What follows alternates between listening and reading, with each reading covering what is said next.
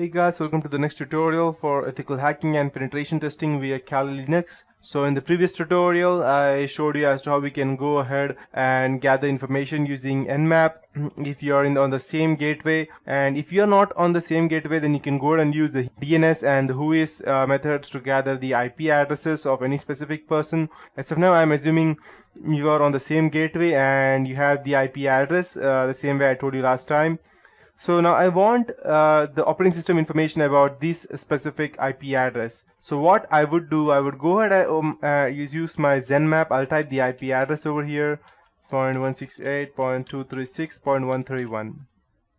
And as you can see, there are different types of scan over here. If you go down, if the operating system you are trying to get access to is related to a company, it's a big company and you're trying to get information about that, then I won't suggest intense scan or intense neither of these things. I would not suggest that. I'll just go ahead and ask you to do a regular scan or a slow and comprehensive scan so that you don't get detected. But I will be doing you all of these scans and I'll show you what is the difference between them and the different hops between them as to how we can go ahead and connect them, how many between routers were there in between, so that through which I need to go through to go ahead and get information about that. So I'll just do intense scan. It is doing a stealth scan. So these are the open ports, as you can see, of this particular PC and I can go ahead and use any of this port to go ahead and transfer my any Trojan or any virus that I have, and it will not get detected. It will just check it as a normal traffic. As you can see, 4 service and 1 host, it's trying to go ahead and try OS detection.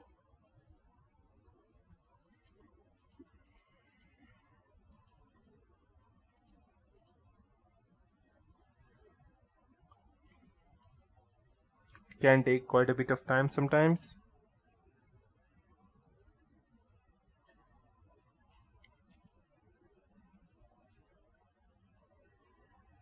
Perfect, done.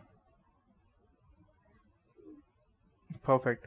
So these were the ports open and it started scanning for the OSS. So there are a total of 996 filtered ports, and filtered means these are firewall ports. You won't be able to enter these ports, but these are the ports which are open. Out of these 996, excluding these 996, these are 4 ports which are open through which you can go ahead and access them. That's Windows Microsoft RPC and Windows HTTP API, and these are the 2 NetBIOS SSN.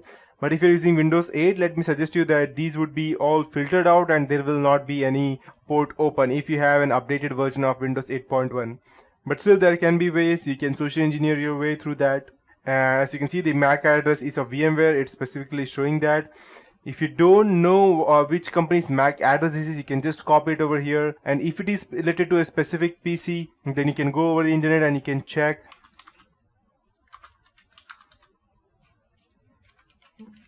MAC address, and yes, you can go ahead and check it over here. You can find the company lookup and you can just type the IP address. Probably it will not be able to find. Yeah, it's perfect. That means anything starting with 000C29 is of VMware. If I go ahead and check it over here,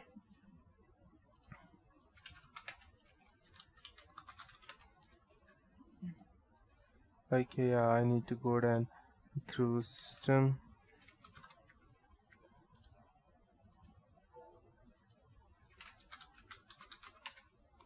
And over here I can see, so this will give you an idea of which hardware is the person using exactly. I'm getting VMware over here, but if since I'm using a virtual PC, but if the person has an actual hardware which is not a VMware, which is an actual computer, then you will get the detailed information. So let me just check the MAC ID and I'll go ahead and copy this MAC ID over here that we have, and I will paste it over here in this portion.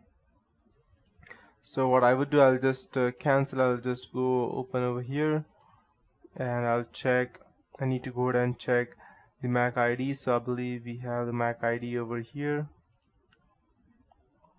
Okay, IPv6 address, perfect. We have the MAC ID. So I'll just type it over here, FC-AA -14 -45 5E 64, and let's check what we get. Perfect, it has the gigabyte technology and company limited. So if you want more information, you can just go ahead and compare it, and you can check it over here. And you will be able to confirm which exactly it is. Since this is a gigabyte technology, you can see the my system manufacturers gigabyte technology company limited. So in this way you can get the you can go ahead and at least narrow down your hardware area as to which exactly it is using. And where you have the hardware right now you need to go know which operating system is the person using. So you don't need to go ahead and gather much information about that, but because you already have that. Once you do Nmap scanning, it will show you that it's general purpose for phone or a normal system. And but you know it's not a phone since it has gigabyte technology. That means it's a computer, and it's not a virtual PC. And you can see it has Windows version 8 or Phone or Vista or 7. It can be either of these, but since it's using gigabyte technology, it cannot be Phone or Vista because no one uses Vista as of now. Yes, frankly. So it will be a Windows 2008 server or a Windows 7. So but over here again, these are the things as you can see, but again it has narrowed it down a bit more, and it can be Windows 2000 R2 or Windows Phone, which is not so I'll just cancel these things out. This is out, and we have so it can be Windows Server SP pack 1 or Windows 7 or any of versions. And this operating system was last started on May 13, that's today, at 2:30 p.m. in the afternoon. So you have the date since how much time it is up, and it's just one hop. That means there are no computers in between. These are connected directly. If I'm connecting it through internet, then there will be multiple computers through all the routes through which I'm going, and it will show me through the fish eye as to where exactly my computer is by connecting it to several computers. And as you can see, we have the TCP sequence prediction, that is 263. That means we can easily go ahead and penetrate into that. Again, operating system is Windows, and we have all the information that we need. So the computer name was test user, since